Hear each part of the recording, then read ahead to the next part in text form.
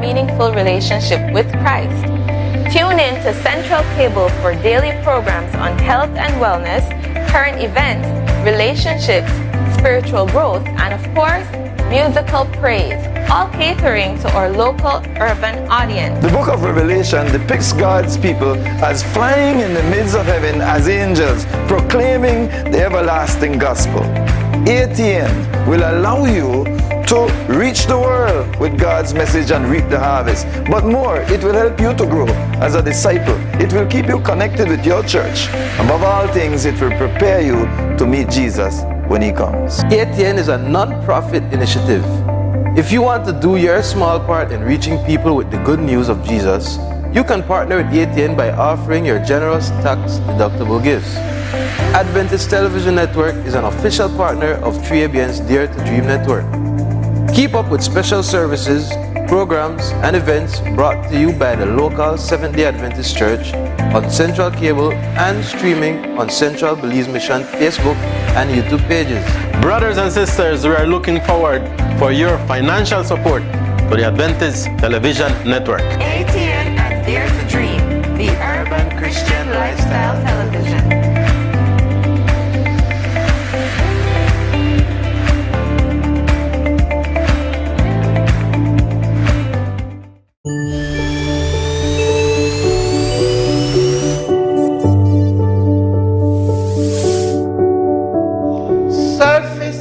Calling of all Christians. Christ says in Matthew 25, I was hungry, you fed me. I was thirsty, you gave me something to drink. I needed clothes, you clothed me. Whatever you did for these brothers and sisters, you did for me. My name is Danalyn Murillo, and I am the coordinator of the Adventist Community Service, initially referred to as Dorcas. ACS Belize is a part of a global initiative whose primary goal is to minister to the needs not only of the less fortunate, but those in general need of hope, encouragement, and Christian affection. Caring for communities is a privilege we all share, and ACS is fulfilling this mission by assisting families and communities through local initiatives such as disaster response, food and clothing distributions, elderly care, urban gardening, and self-sufficiency programs. So how can we help to help others? You can become an ACS volunteer or donor by contacting us at 610-2045 or emailing us at atn@cbm.belizeunion.org. Adventist Community Service, making a difference, helping humanity, providing hope for Belize and the world.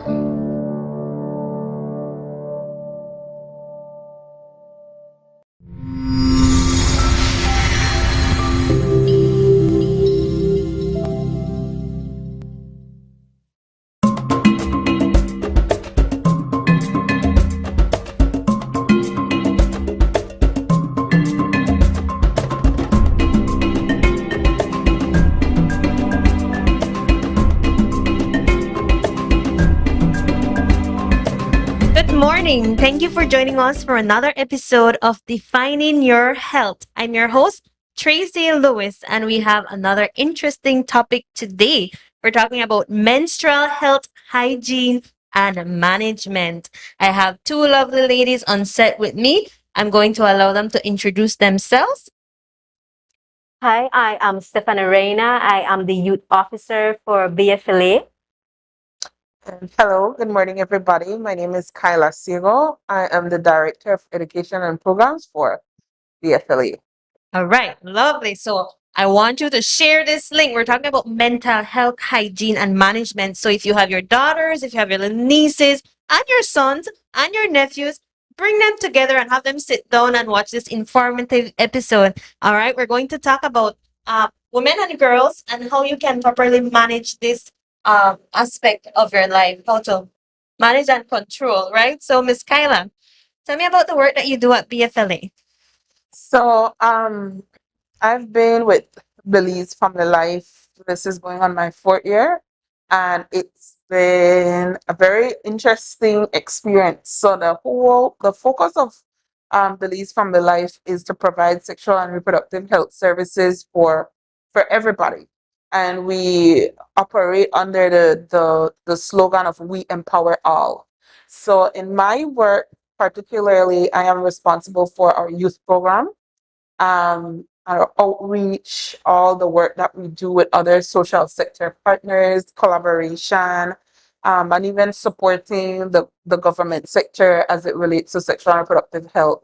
In our youth program, we also work with schools, Okay. and we work with other youth organizations or youth-led or youth-serving organizations to promote leadership among young people. Leadership. So you work with the young people a lot. Miss Reina, you also work with the young people. Tell me about that experience. Yes, so apart from working with the schools and other sectors, I also work with the YAM group at BFLA, which is known as the Youth Advocacy Movement. Okay. And with them, basically, we try to engage them and let them understand all about the sexual reproductive aspect when it comes to, as they're getting older, they need to know what's coming next and so forth. So we work with them mostly on Fridays. We try to get them into the office and try to have them as engaging as possible. Yeah. Alright. I've seen some pictures of you guys in the community doing your little stuff, your advocacy and education campaign. I think, how far do you go? How wide? What's the scope of these advocacy programs? How far do they go? Well, we operate, when we think about advocacy, it's at different levels. So on the individual level, in working directly with young people, like what Stephanie was explaining, so educating them about their human rights, their sexual and reproductive rights, or whatever other information we're sharing on an individual level.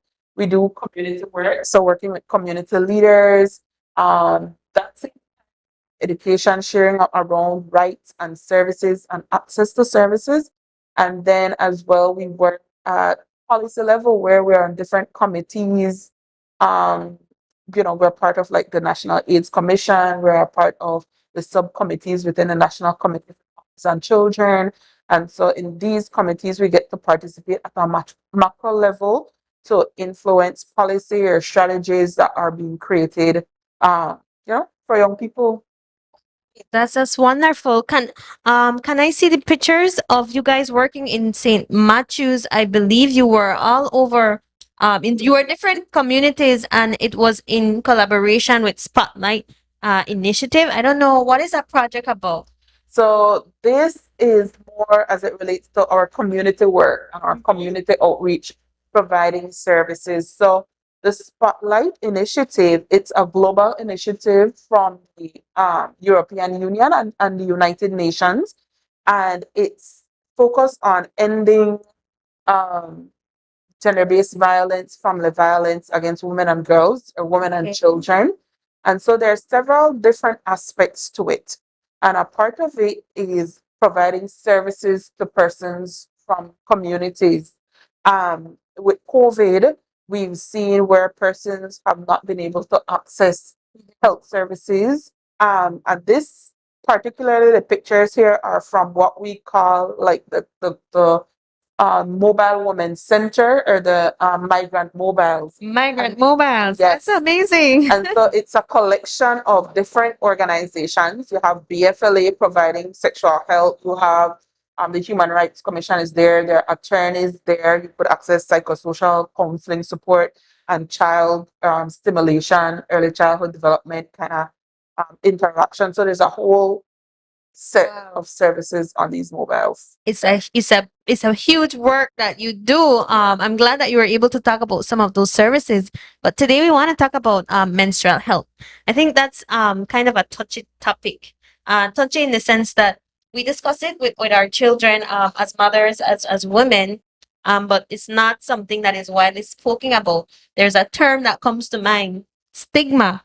All right. I'm not sure the experience you have working, with these populations, the extent of this menstrual stigma, if you would call it that. So earlier this year, we usually do training with the Ministry of Education during the summer for teacher training. And so this year I was thinking, okay, well, what are we gonna do this year for teacher training? And in collaboration with them, we decided that we were going to talk about menstrual health and hygiene management.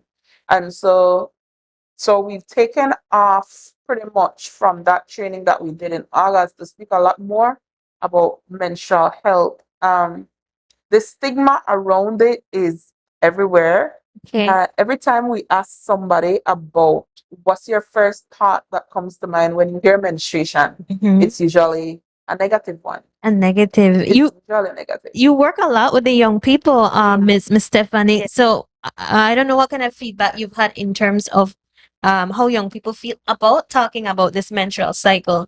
Whenever we work with some of these youths, the main thing they like to say is a yuck situation, a yucky situation, this person is now getting older, so it's a lot of like you get a lot of feedback about them, but for the girls particularly, they tend to be a little withdrawn with it. They don't want to speak about it because they don't want to know that the other partners know that she is going through that. So again, it's because of the whole mentality out there that, people have it as some kind of stigma. They fear to speak it out. So yeah, we get a lot of negative feedback from some of these persons. This is near and dear to my heart because I don't think we highlight enough how this is a huge I don't know what to call it, a radical change in a young lady's life. The very first time she has her period, I think there's a term for it.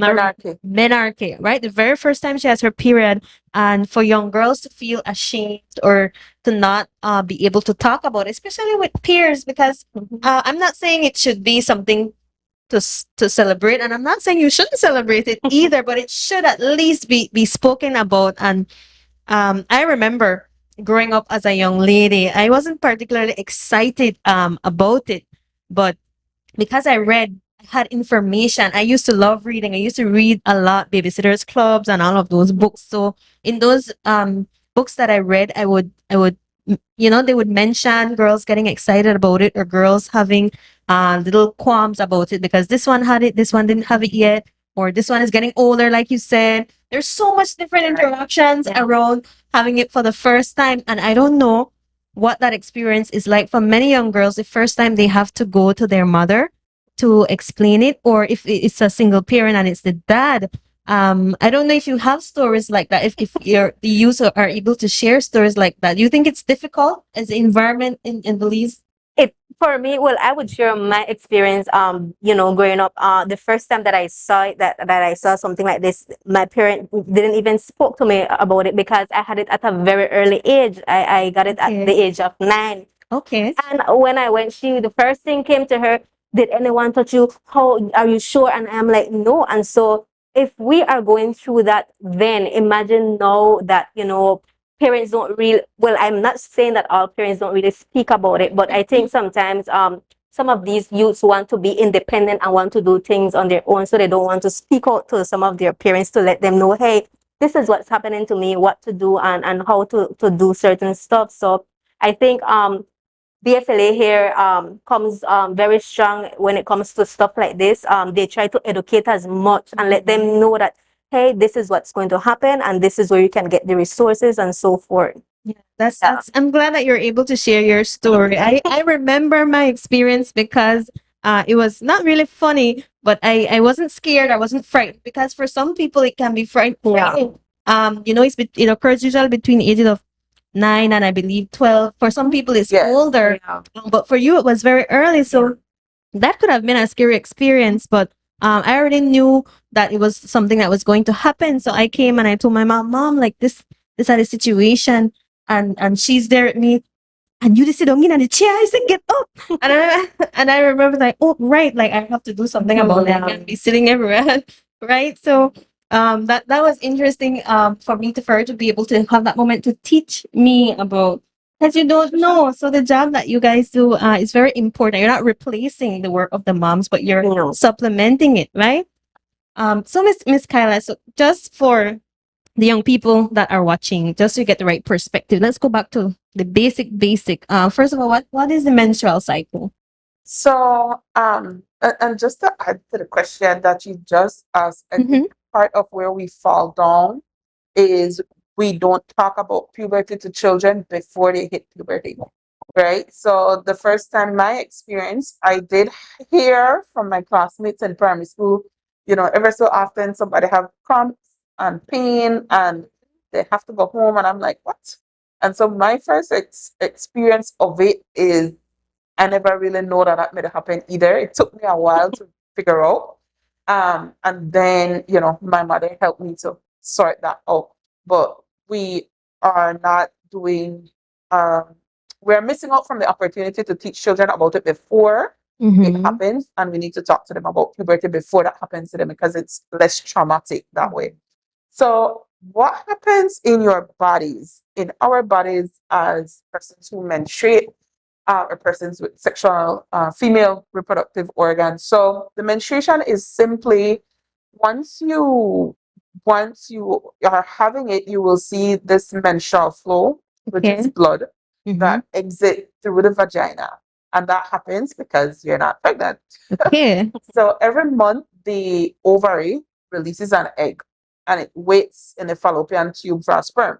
So if no sperm, and during this time the uterus is filling up with blood to receive this egg if it's fertilized by the sperm, so that pregnancy and a baby could start. But if no sperm, that doesn't happen, then the lining of our uterus just breaks down in blood, and that's what we see ever so often on a monthly. The breaking down of that uterus lining.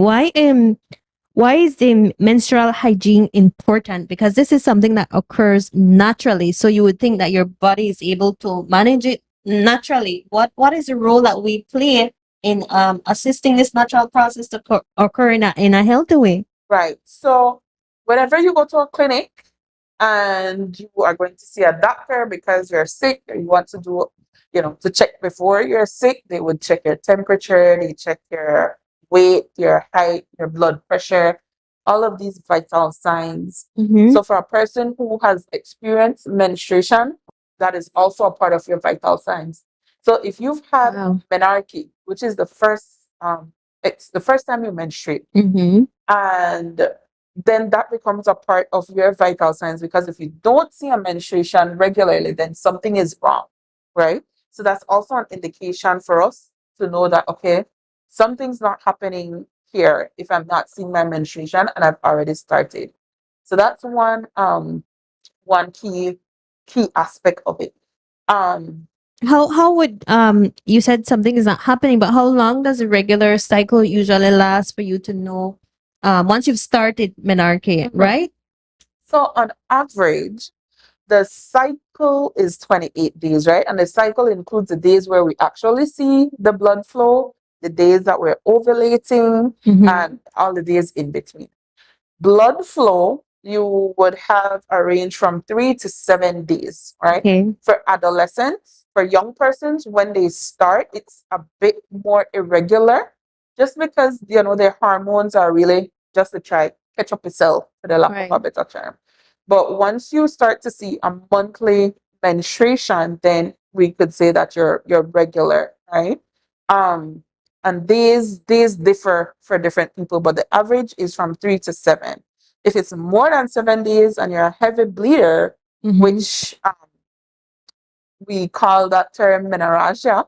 Menorrhagia. You have heavy bleeding, then that could also be as a result of different things. So that's something that you could also check with a doctor.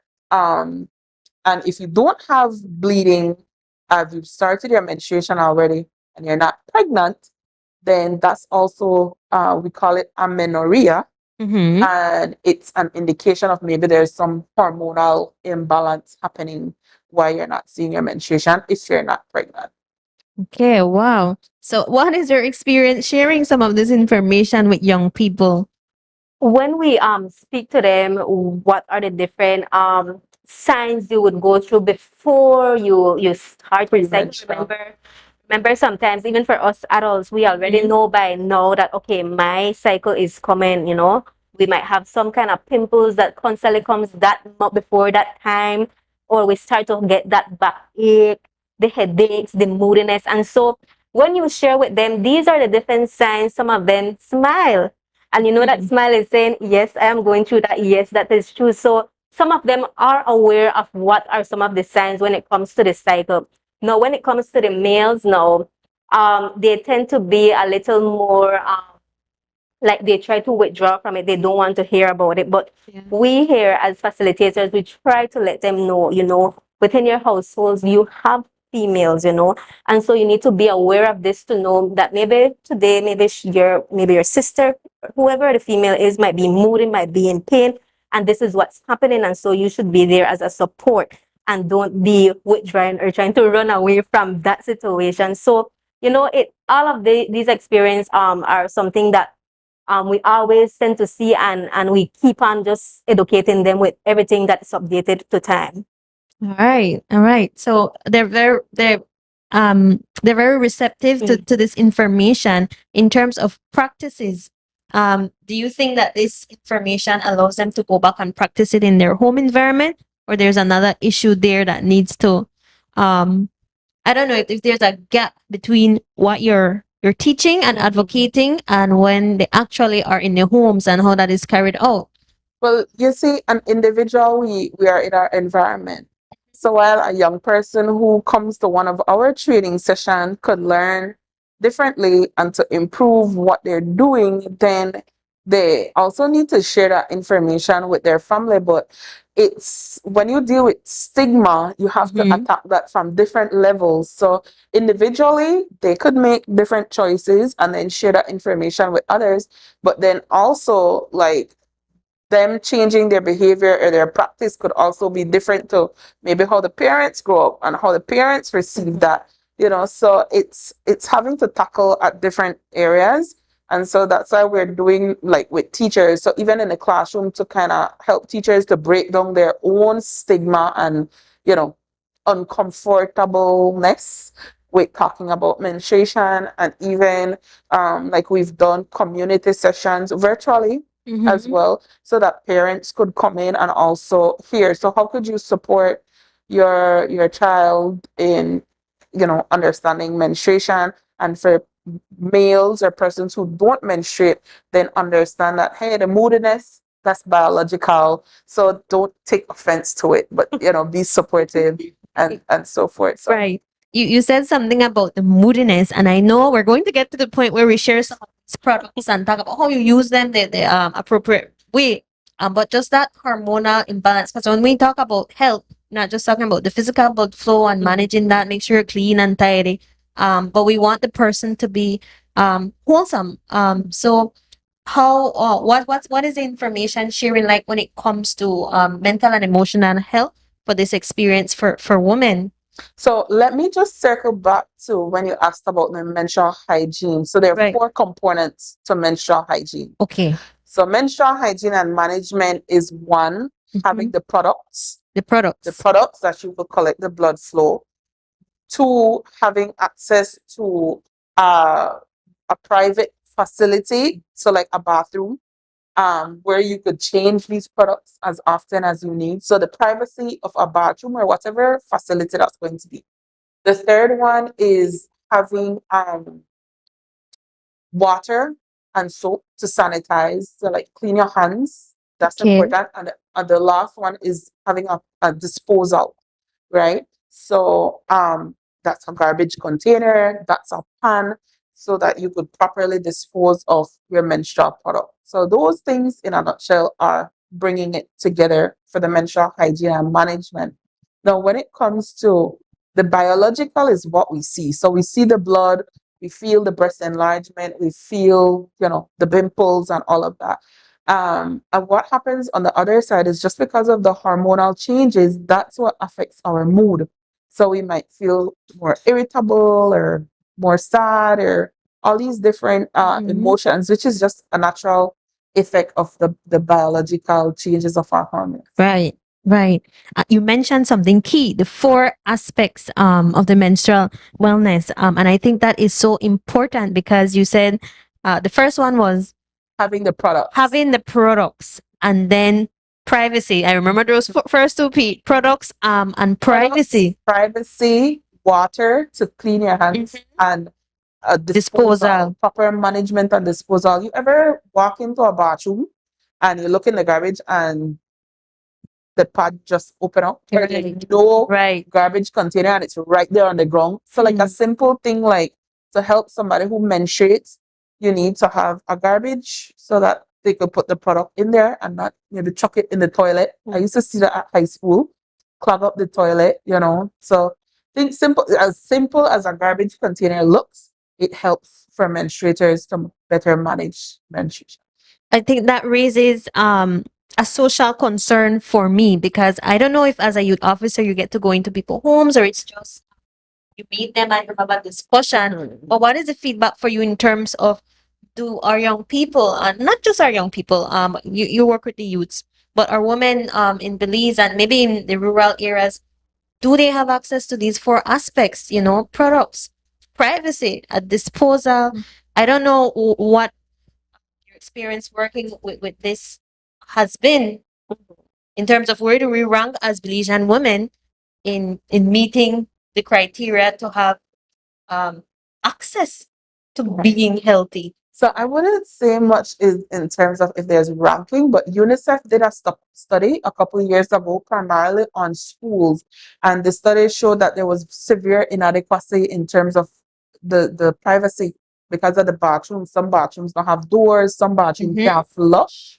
And even if we think about our own workplaces, you know, can you use the bathroom in your workplace? For women who are on the go, or they're security officers, or they're in, you know, military or police, how do they access bathroom when they're on their jobs? You know, that's a key part of being able to adequately manage menstruation. I think that's important to note, especially as a church community. When we have events or even in our church buildings, do we have an environment where women and young girls have that safety, have access to products? You know, that whole idea of period poverty, not being able to afford some of these basic items, some of the items that we'll be talking about in a few when we come back from this break. We want to look at, now that we know what the menstrual cycle is, how important it is, our role that we play in providing a healthy approach. We want to look at the actual products, how to use them. All right. So thank you for joining us so far. And I hope, make sure that you're sharing this link, especially with our young people, men and women, boys and girls alike, because the men need to know too, so that they can create a respectful environment for us as well. Right. So continue to share link and we'll be right back.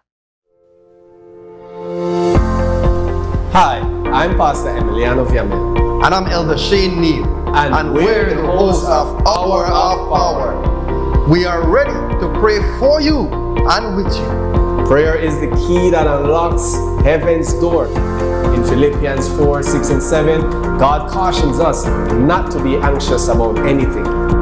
Instead, in every situation, by prayer and petition with thanksgiving, present your requests to God. And the peace of God, which transcends all understanding, will guard your hearts and your minds in Christ Jesus. Join us every Thursday night at 6 p.m. on our Facebook and YouTube pages, as well as Channel 98 on Central Cable TV, to experience this peace that passeth all understanding. You can join our global prayer family by praying that God continues to lead and bless this ministry, by becoming a faithful viewer and inviting your friends and family to like and share our programs. With your kind donations as well as your generous financial contributions. Contact us at 501-613-9351. Or send us an email at atn@cbn.belizeunion.org. We are located at 10 3/4 miles Northern Highway at the Tubal Trade and Vocational Institute. Thank you for being a part of the ATN ministry. And we pray God's richest blessings upon you and your family.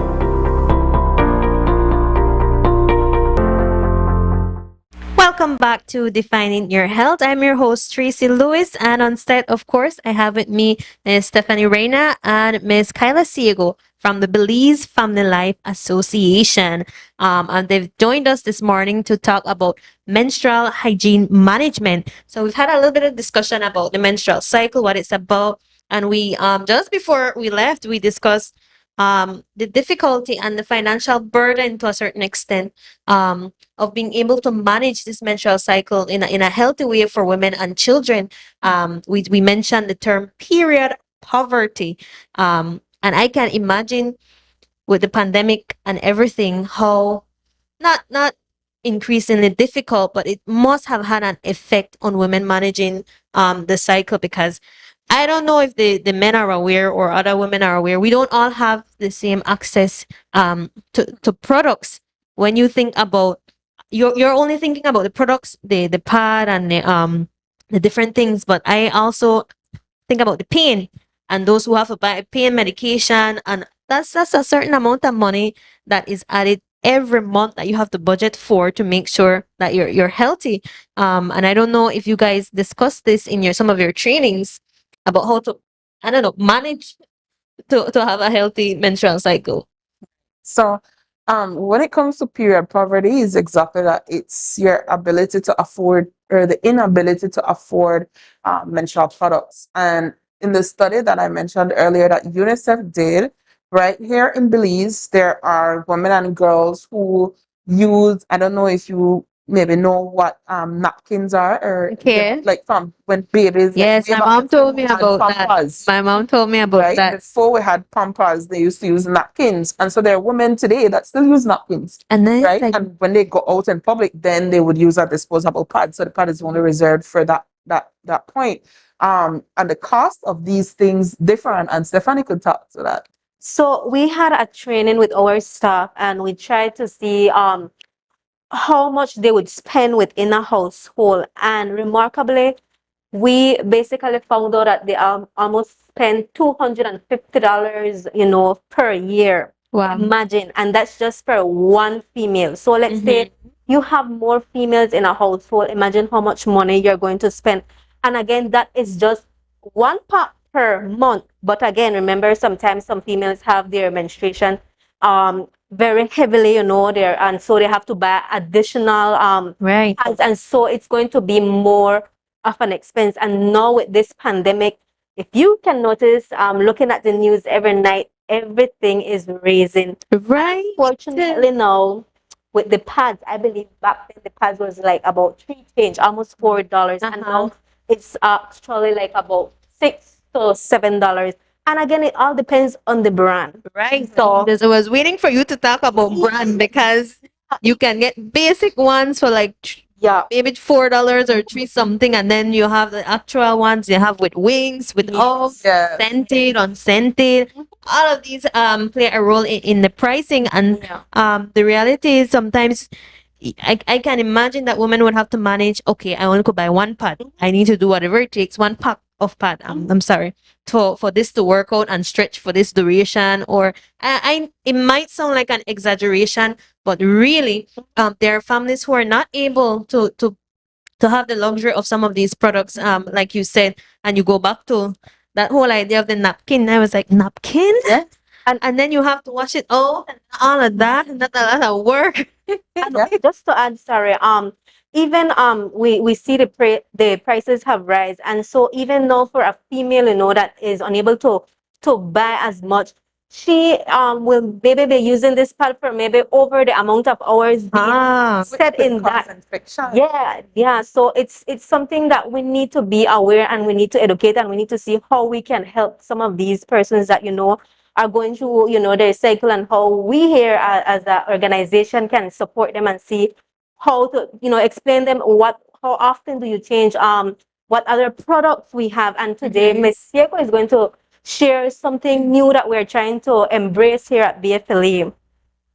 All right, let's go to a short demonstration to look at some of the products. I know we're familiar with the pad, but you also have the tampons, you mentioned the napkin, and then you have the menstrual cup, right? So let's take a moment to have a demonstration.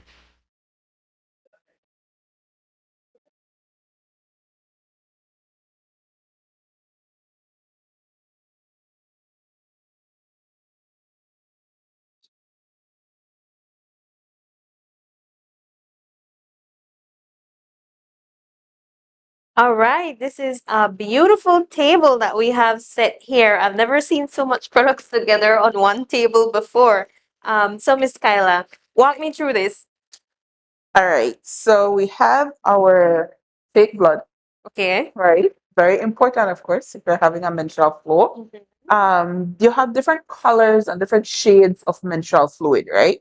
So when you see, from red, different shades of red, bright red, darker red, brown, those are all normal. Even if it looks a little pinkish as well, that's normal.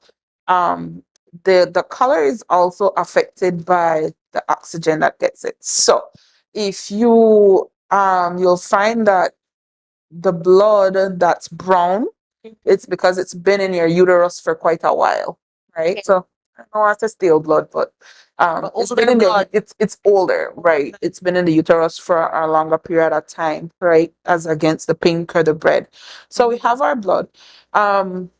What? Just before you move on from the blood, though, is there a particular color of blood that I know is absolutely not right? Pink would demonstrate you're just starting or you're finishing off. Yeah. But and you have the bright red. Regular flow red, is if it's a heavy. dark brown, Uh-huh. all of that's normal. I think anything outside of that or any other vaginal discharge, we have like white transparent natural vaginal fluid. If you have the white vaginal fluid that kind of looks like cheese, then that's some kind of infection Okay. that you have. So you want to get that checked. Could be trichomoniasis. It's just a yeast infection as well, or it could be something more. So anything outside of the red or that clear, or just white without any clumps in it, that's normal. Anything outside of that, then you want to get checked. And if you have any kind of vaginal infection or so, it's coming with other side effects, so like itching, burning when you urinate, then you know that not normal. Yeah. So I want to start here, which is the new version of something that's old, right? Because we were talking earlier, back in the day before there was disposable pad, women used to use cloth, menstrual cloth, reusable pads in a sense. So I think about babies who used to wear napkins, right? So that we really use. So here's just a fancy version of a menstrual cloth, right? And if you feel it, you could feel in here has an extra padding, Okay. right? To help collect blood. So this, I've already thrown blood on that, so it's dirty, right? Oh, And then fake blood. fake blood. You told me that, and I was like, oh, okay. Yeah, and then we have reusable pads and panty liners. These also have a very cotton feel, Okay. and so that's what These- helps to absorb. These are actually really nice. Yeah. The texture is really really soft. So this one I had already thrown on some blood on it, and it could hold the menstrual fluid that's coming out, right? With these now, you need something to add to put onto the Okay. underwear, right? And so this clips on your underwear, and then you slide in your pad or your reusable panty liner. Now the drawback with this is, of course, you can only wear this for a few hours, or depending on your flow, because you could still experience leakage or accidents. Saying leakage sound bad, but an accident. And then with this, you are finished. You take this out, you wash it, right? Bucket of water, soap, mild soap powder. You wash out your stuff, and of course, you have to hang it to dry. Or if you have a dryer, you could throw it in your dryer, make it dry, and you can reuse it. So this, you have to be comfortable with yourself because you have to wash out the blood, right? Okay. So these are usable. So these aren't recommended for a regular work day because you would have to take these to replace or Yeah, so you need more than one of these, and to be able to change. So you have to have multiple so that you have product that Okay. you could change as necessary, no? Depending on the product you use, like the recommendation is every 3 to 4 hours you're changing your product. Some could take a little longer. It also depends on the blood flow. And it's definitely not recommended for nighttime. No, you could actually, I mean, for nighttime, you could use these for nighttime. I wouldn't recommend it for long periods when you're out, because if you don't have access to a bathroom that we were talking about, these could rather full up, and then you could, be at risk of having an accident, getting your clothes messed up, right? So maybe these are better when you're at home or at night, right? And you have that privacy to change and move. And this is another one as well, which you clip onto your underwear. So this one, the pad these are so cute and adorable. Especially, I'm thinking about our young girls, and it is nice and soft. So for your children, I think these would work and teach them a little bit responsibility to get familiar with the fact that it's blood and it's not the end of the world, and to have them, have some responsibility. I'm not well exposed, unfortunately, so I have no idea. And that's fine. If these are sold in Belize and where these were actually we got an initiative from UNICEF. So these are distributed to women in rural communities of Belize, and these are sewn by someone. So we had a whole bunch of these in office. I'm not even sure, but they were made right here in Belize. So we can buy these. So I'm not sure who the person. We just had all of these at our office, so I'm not even sure. But they're made here, so I'm not sure. So definitely contact BFL and then to see if we can get in touch with some of these products. And then of course everybody has their period panties where you're sleeping now. Special panty. Yeah, special panty when after that. So you also have your underwear, and these could clip on, and you can use. Right? So these are a newer version of something that's old. Right. Then, of course, the classics, whether the pad, panty liners, the disposable ones that we use or that we're more familiar with. You just peel that off, stick that under the underwear. They have several types, with wings, without wings. One of the things with this, though, is we don't encourage or recommend to use scented products. Right. So don't use the scented ones, because those could cause irritation, vaginal irritation, or so forth. Yeah. And I don't want to assume, because I have this here and I have the underwear. I don't want to assume that everybody knows how to apply. So you go ahead. Maybe show me that I'm doing something. That's fine. And this is important as well. Now, if you use this side because I'm green. Okay. So imagine this is the inside of our underwear, right? You take your pad or your panty liner, whatever product you're using, and there's different strength depending on your flow. So yes. So even that takes you some time to adjust to figure out what's best. So you detach your pad from the wrapper, right? And you want to be sure now. These, they have good stick on it, because some products, they don't stick good. The pad, they slide up, down, all over the place. That could create an issue. When it comes to applying, you want to ensure that the wider end. I was going to ask if there's head or tails. Yeah. Some of them are the same, but some of them have a bigger end and a smaller. So the wider end you want to put from the front for where your vagina is. Yeah. And so you would put simply set it. Yeah, simply set that. And also, like, you can measure yourself to say where on your underwear your vagina actually drops, if you can put it like that, to ensure that it's covering that part, or it starts from there. And then, of course, sticking underneath. So there's the wings and without wings. And without wings. And of course, pads generally 3 to 4 hours, and you change your pad. Yeah. If you keep this on for too long, just the blood that's there could, cause infection, or to cause some germ to develop. And even washing your hands before you're touching your vagina to change pad, or when we use products like the tampon and the menstrual cup, you need to wash your hands, because germs are under your nails. And these you are inserting inside. So you are also introducing the germs to inside of your vagina. Throw off your pH balance. You could develop yeast infections, or other infections. Yeah. You said to wash your hands, and I'm thinking about that bathroom experience and how to dispose properly of your pad. It's putting on, and then there's also that taking off, wrapping up, and trying to set it back nicely. Not to flush in the toilet. I'm not sure, because earlier when I was growing up, they would tell you to wrap up your pad properly, but I didn't know initially that you could use this again. You could use the wrapper. You want to definitely take it off, wrap it, right? Okay, Conceal the end. everything. Take the same, because usually now you're putting on a new pad. So you would have the wrapper from the new pad that you're putting on the new whatever. And you roll this up because blood is an infectious fluid. So you know, just don't have this open up and Correct. exposed to other persons is not a sightly thing to see. And again, this is why having the disposal aspect is important. Now this, you throw this in the trash. Nice and neat. If there's no trash there, I know, you know, I used to do this. I wrap this in some more toilet paper and put this in my purse. And when I'm somewhere suitable that I could throw it where, I throw it where. You don't want to throw it in the garbage or so, right? So properly disposing of pad is important.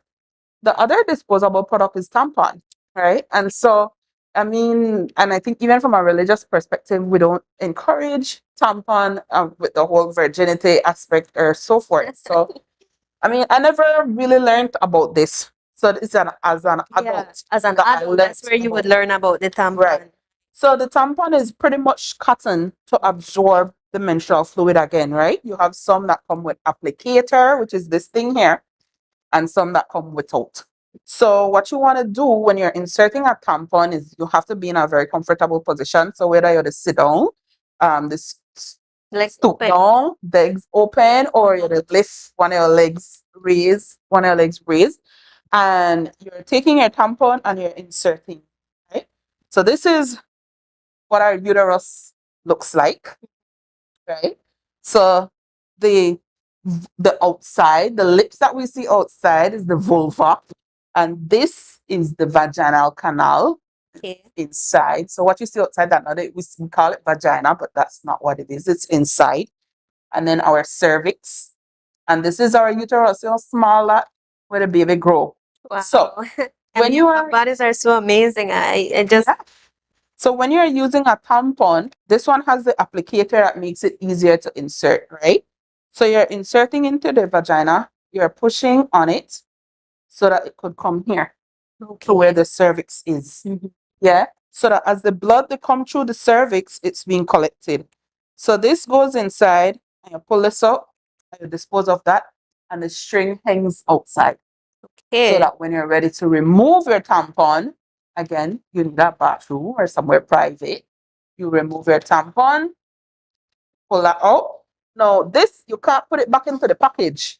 No. So you would then need to have toilet paper that you could wrap this up properly, yeah, and dispose this in the garbage, right? So let me just show you quickly how quickly a tampon fills up. Oh, okay. Right. So this you need to it expands as it's absorbing the blood. So this is something that you need to change rather regularly. Yeah, you don't want to have this long inside of you. So as opposed to the 3 to 4 hours for a pad, what would be the I mean, you could still use a 3 to 4 hour depends on your flow. measure depending on your flow, right? So then you wrap this up with toilet paper and you dispose of this in the garbage, right? I've had some scary stories about the tampon though, about it being trapped. Lodged You're trapped somewhere. inside. How does that happen? I mean, it can't go into your cervix, so it's somewhere in your vaginal canal. But if the string pop or something like that, then you have to just fish for it.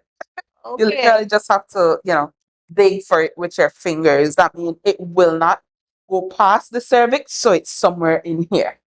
Yeah. Right. And your vaginal canal actually is only like 3 inches long. It's like your finger length. Really. You'll find it. Yes. It just might be slippery to grab onto. Great. And then now the new, well, not new, but new to us, pretty much, right? The menstrual cup, which is a silicone, squishy, feel it? Soft silicone, right? That we insert into the vagina. I see it has some measurements here too. Yes, it does, because while you feel like when you have your menstruation for 3 days, 4 days, you feel like you're losing a lot of blood. You're not. You're losing on average anywhere from 10 to 15 tablespoons of blood, or 80 milliliters of blood. No way. You're not losing a lot of blood. It feels like that. right? But you're It feels not. like you're dying. I mean, the pain feels like you're dying, so to be only Yeah. using some tablespoon of blood. Just a little bit of blood in I it. don't feel like that much up, but Nothing. So the menstrual cup, same like the tampon, they are a little bit more expensive. However, these you reclaim your cost over time because you could have a menstrual cup for 10 years, okay. right? What you do when you get a menstrual cup, before you use it, you have to boil it. So you put on water, throw it in there, make that boil for 5 minutes, you just sterilize it, you clean it, and then you take your menstrual cup, make sure it don't cool down, put nothing hot inside your vagina. It's cool, and then you would insert it. This, you could keep this in up to 12 hours, right? Up to 12 hours, you could keep this in. You will know when it needs to change, of course, depending on your flow. But one of the things that I've found, like if you start to feel like a heaviness in the vagina, like then it's coming down. So you know it's full, you need to take it out, you need to empty it. So your menstrual cup, there are different ways to fold it. So that's one way, right? Or you also have where you just pinch like one side. Okay, and roll it in. Oh, right. Pinching one side as you're inserting. So similar to the tampon, you want to be in a comfortable position, whether you're the squat or you have one of your legs lifted. Yeah. And so your menstrual cup again is your folding, right? And so the cervix is a little bit tilted inside the body, right? So when you insert your menstrual cup, you also kind of want to push downward as you insert, and you push it as far as you can, and then it pops open. Interesting. So this popping open is it snugging your cervix, right? Opening up, reaching the walls of the vaginal canal, and then all the fluid that comes through the cervix is collected in the cup. The measurements that you see, so you're able to measure how much blood you're losing.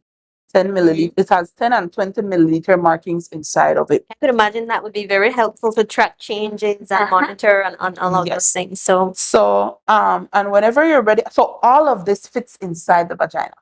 Right? I was going to ask if this is the size right here, or there's bigger. There are different sizes. There are just a few centimeters different in sizes. But one of the things too, your cervix moves, So your cervix goes up, it comes down. It's not just one place.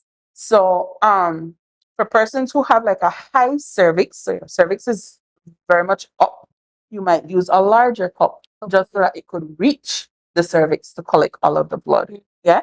For somebody whose cervix is lower, they might use a smaller cup, or a shorter cup. The other difference too with the cups is whether you've had vaginal birth or not. So you'll see some cups say size A or size 1, or a size small, which just means that your vaginal canal probably has less elasticity than somebody that had a vaginal birth, right? So the cup size is relative to that. So if you've had vaginal birth, you're using a medium or a large, or if or not, you're using a small or maybe a medium as well, depending on your belt. Now, even with this, some of these stems, I feel like it has ridges when I was noticing it before. So this is to ensure that you have grip when you're pulling out the cup, because you see how it popped just now? It has suction there. Wow. So when you're taking out the cup, like you have to grip this really well to pull it down. And sometimes if your stem is too long, you could cut it just a little though, because you want to have enough that you're able to grip on. Or what you would also do is just have like that push movement, inside the vagina to help you push the cup downward, so you could easily grab it and get it out. Right? And then you empty that into the toilet, wipe that, pop that right Good back to in, go. wash your hands, you're good to go. See you advertising. This is now that's very good, because I didn't know so much about the cup. So where would I be able to buy one of these cups? So we have a very limited amount of these menstrual cups for sale at BFLA. And we have the Echo Blossom. These ones come with a small and a large cup. And we have the Aya brand. which we have medium or large in these as well. And so, they could contact us at BFLA or search for us, Billy's Family Life on Facebook and message us. So I wouldn't be able to just go in a store, a Chinese store, and find menstrual cups. Oh no, you won't find these in stores. I've seen just maybe a few other people bringing them in, but I think the benefit that you get when you purchase from us is we are also hosting like education sessions. So you could register to be a part of one of these sessions and to learn more, ask questions. I've been using the cup 1 year something. I started last year, March. Better than sliced bread. I feel so comfortable, and when I'm working on outreach for long hours, it's helpful. It's beneficial. So even if you don't, if you need to use the restroom to pee or something, you don't have to worry about seeing blood when you're using a menstrual cup. Wow, this has been amazing. I've learned a lot, and I hope our viewers as well. They're after this session, they're open to trying different products. And if they're still choosing to use the products that they're familiar with, I hope you also learn a little bit more about how to take care of yourself and to maybe help your children to understand the importance of menstrual hygiene. All right. So I hope that illustration was helpful. I want to thank Ms. Kylah for assisting us with that demonstration. Excellent job. And I sure learned a lot that I didn't know before, especially when it comes to the menstrual cup.